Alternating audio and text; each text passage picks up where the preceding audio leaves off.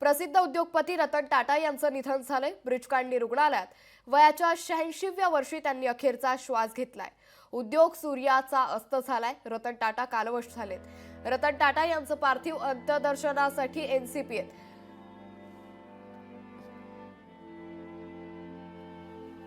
तर रतन टाटांच्या अंत्यदर्शनासाठी निवडक व्यक्तींना प्रवेश मिळणारे ही थेट दृश्य आपण सध्या पाहतोय। रतन टाटा यांचं पार्थिव आता त्यांच्या निवासस्थानी दाखल झाल्यानंतर त्यांना मानवंदना दिली जाते। ही दृश्य आपण सध्या पाहतोय। रतन टाटा यांच्या कुलाब्यातील निवासस्थानाबाहेरील रतन टाटा यांना शासकीय इतमामात त्यांच्यावरती अंत्यसंस्कार केले जाणारे, मात्र त्यापूर्वी त्यांना मानवंदना दिली जाते।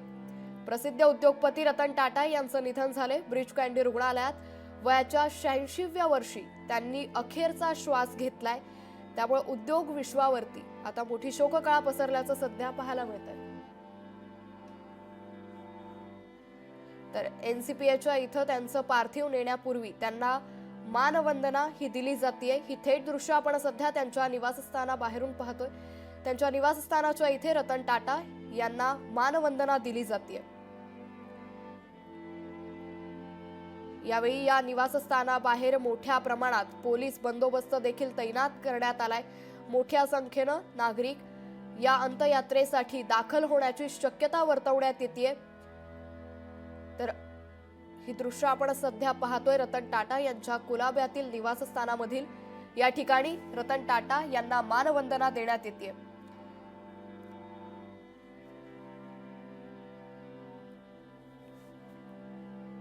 तर प्रसिद्ध उद्योगपती रतन टाटा यांचं निधन झालंय। तर अगदी थोड्याच वेळात रतन टाटा यांना मानवंदना देण्यात येणार आहे। त्यासाठीची ही तयारी सध्या सुरू आहे। या निवासस्थानाबाहेर मोठ्या प्रमाणात पोलीस बंदोबस्त जो आहे तो तैनात करण्यात आलेला आहे। 5 तासांसाठी रतन टाटा यांच्या पार्थिवाचं दर्शन नागरिकांना तसंच नेत्यांना देखील घेता येणार आहे। त्यामुळे यासाठी या अंत्ययात्रेसाठी नागरिक मोठ्या संख्येनं या अंत्ययात्रेत सहभागी होण्याची शक्यता देखील वर्तवण्यात येते। या पार्श्वभूमीवर निवासस्थानाबाहेर असेल किंवा या संपूर्ण वाहतुकीच्या ठिकाणी मोठा पोलीस बंदोबस्त हा तैनात करण्यात आलाय। प्रसिद्ध उद्योगपती रतन टाटा यांचं निधन झालंय। त्यामुळे उद्योग विश्वावर, भारतावर, त्याचबरोबर विश्वावर देखील मोठी शोककळा ही व्यक्त केली जाते।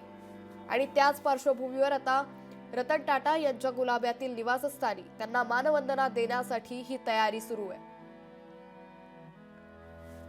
तर प्रसिद्ध उद्योगपती रतन टाटा यांचं निधन झालंय। वयाच्या 86व्या वर्षी त्यांनी अखेरचा श्वास घेतलाय। गेल्या काही दिवसांपासून त्यांच्यावर ब्रीचकांडी रुग्णालयात उपचार सुरू होते, मात्र उपचारादरम्यान त्यांचं निधन झालंय। त्यामुळे उद्योग सूर्याचा अस्त झालाय।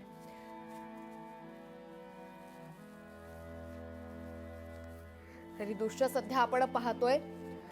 रतन टाटा यांच्या कुलाब्यातील निवासस्थान येथील या ठिकाणी रतन टाटा यांचं पार्थिव नेण्यापूर्वी त्यांना शासकीय इतमामात मानवंदना देण्याची तयारी सध्या सुरू आहे। ही घटना दुःखद आणि मनाला चटका लावून जाणारी आहे। एक अनमोल दुर्मिळ रत्न हरपलं, भारताचा कोहिनूर हरपला असं म्हटलं तर वावगं ठरणार नाही। पण एवढ्या मोठ्या उंचीवर असलेला माणूस एवढ्या जमिनीशी जुळलेला कसा असू शकतो, याचं ज्वलंत उदाहरण रतन टाटाजी आहेत। आणि हा भारताचा, देशाचा, महाराष्ट्राचा अभिमान ते होते। एक जिवंत आख्यायिका होती ती। त्यांना पाहिल्यानंतर अनेक लोकांना ऊर्जा येईल।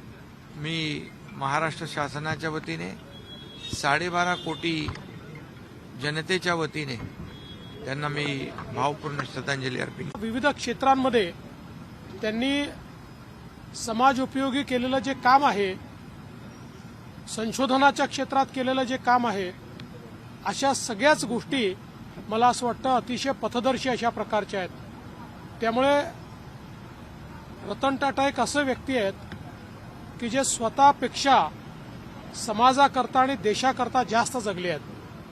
अशा प्रकारचा व्यक्ती निघून जाणं हे या देशाचं फार मोठं नुकसान आहे। खरं म्हणजे त्यांची जागा कोणीच भरू शकत नाही. मी त्यांना विनम्र श्रद्धांजली अर्पण करतो आणि त्यांच्या आत्म्याला शांती मिळो अशी ईश्वरचरणी प्रार्थना. त्यामुळे प्रसिद्ध उद्योगपती रतन टाटा यांचं निधन झालंय. याच संदर्भात लोकशाही मराठीशी बोलताना माजी मुख्यमंत्री पृथ्वीराज चव्हाण यांनी आपल्या भावना व्यक्त केल्यात. ऐकूयात. पद्मभूषण स्वर्गीय रतन टाटा एक आगळं वेगळं नेतृत्व होतं. उद्योग जगतात त्यांनी टाटा समूहाला वेगळ्या उंचीवर नेऊन ठेवलं, पण ते करत असताना फक्त नफ्याकडे पाहणं, जे इतर उद्योगपती फक्त त्या उद्योगातून आपल्याला किती लाभ होईल एवढंच बघत बसतात. पण रतन टाटांनी आपली संपत्ती, आपले उत्पन्न याचा उपयोग हा सामाजिक कार्याकरता केला. ते अत्यंत मोठं त्यांचं दातृत्व होतं. अतिशय संवेदनशील ते नेते होते. फक्त उद्योगपती म्हणजे नफा कमवणं एवढंच त्यांचं उद्दिष्ट कधीच नव्हतं. देशाची आणि महाराष्ट्राची आणि देशातल्या उद्योग जगताची एक फार मोठी हानी झालेली आहे. मी त्याला श्रद्धांजली वाहतो. तर प्रसिद्ध उद्योगपती रतन टाटा यांचं निधन झालंय. याच पार्श्वभूमीवर राजकीय नेत्यांसह आता सामान्य नागरिकांकडून देखील आपल्या भावना व्यक्त केल्या जात आहेत. देश के प्रमुख उद्योगपति और विशुद्ध रूप से जिन्होंने अपने पूरे जीवन भारत को जिया है, ऐसे श्री रतन टाटा का निधन हम सबके लिए बेहद दुख की बात है. मैं देश के 9 करोड़ व्यापारियों की ओर से आदरणीय रतन टाटा जी को श्रद्धांजलि देता हूं. ऐसे महापुरुष कभी कभी पैदा होते हैं. जो औद्योगिक क्रांति रतन टाटा जी ने की और जिस तरीके से उन्होंने भारतीय को प्रमोट किया, वो हम सब के लिए एक इंस्पिरेशन है, हमारे लिए आदर्श है. रतन टाटा जी के निधन से देश ने वास्तव में अपना एक रत्न खो दिया. उनके चरणों में मेरी भावपूर्ण श्रद्धांजलि.